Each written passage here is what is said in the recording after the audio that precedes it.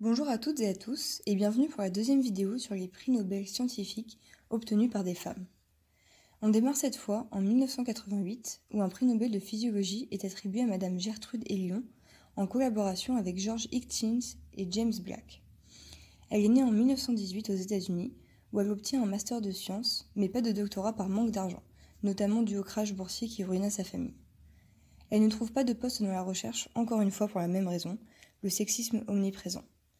Elle travaille alors pour l'OMS et devient en 1967 chef du département de thérapie expérimentale.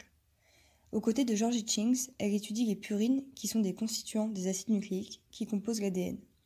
Il découvre alors des inhibiteurs de la synthèse d'acides nucléiques comme le 6-mercaptopurine. Leurs découvertes furent majeures dans l'élaboration de nouveaux médicaments, par exemple des traitements contre les leucémies et les immunosuppresseurs pour éviter le rejet de greffe.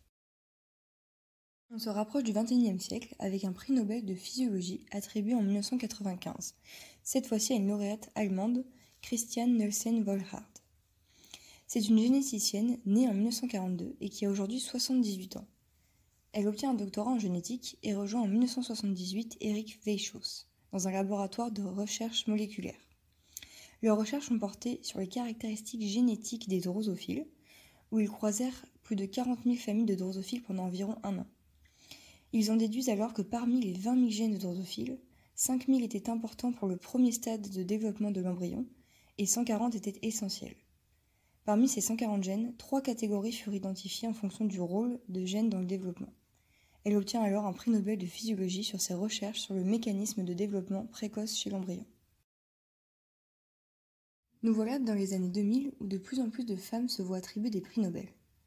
C'est en 2008 que Mme Françoise Barré-Sinoussi et M. Luc Montagnier ont reçu le prix Nobel de médecine pour leur participation active à l'identification du VIH, qui est le virus de l'immunodéficience humaine.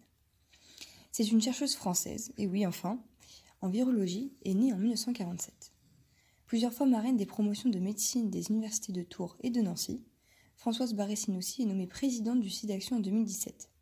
Aujourd'hui, elle est la présidente du comité d'analyse de recherche et d'expertise dans le cadre de la lutte contre la pandémie de la Covid-19 en France. Maintenant, revenons un peu en arrière pour la découverte du VIH. En 1983, l'Institut Pasteur reçoit une biopsie ganglionnaire d'un patient au stade de pré-sida. Avec Luc Montagnier, ils analysent le prélèvement et observent une activité rétrotranscriptase couplée à la mort de la cellule présentant cette enzyme activée. Ils mettent alors en évidence cette activité enzymatique sur des lymphocytes CD4+, qui sont des globules blancs. La même année, le rétrovirus responsable du sida est observé au microscope électronique pour la toute première fois. Elle reçoit alors le prix Nobel de physiologie en 2008 pour sa découverte du rétrovirus de l'immunodéficience humaine à l'origine du sida. Luc Montagnier et Françoise Barré-Sinoussi ont dû attendre 25 ans pour se voir décerner le prix Nobel, car il y a eu un gros débat très important sur les mérites de la découverte du VIH entre l'Institut Pasteur et le groupe de virologues américains Robert Gallo. En 2015, c'est Madame Tu Youyou qui reçoit un prix Nobel de physiologie.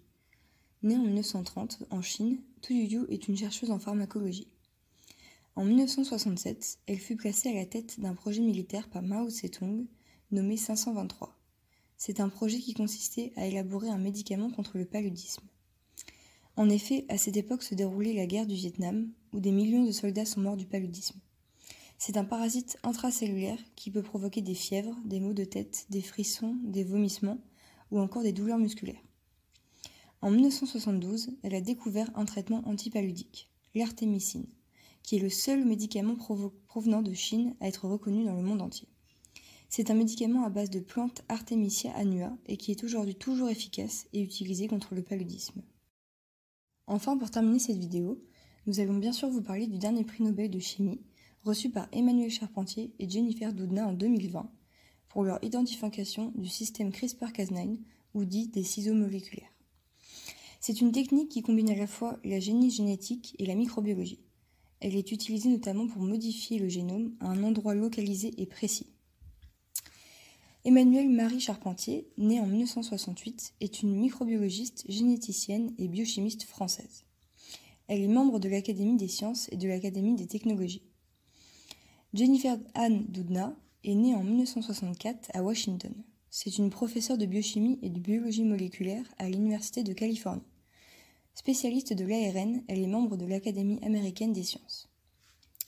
Le système CRISPR a été découvert en 1987 chez Escherichia coli. Ce sont des séquences palindromiques répétées et régulièrement espacées par des séquences provenant de bactériophages. C'est une sorte d'historique des infections virales pour la bactérie. Il y a ensuite les gènes Cas, qui sont dits CRISPR-associated et qui sont des gènes codants pour des protéines qui coupent l'ADN et l'ARN. Le principe est le suivant. L'ADN cible est pris en charge par le système CRISPR-Cas9 qui sera coupé et donc le gène cible sera inactivé. De la même manière, on peut insérer un gène dans le génome.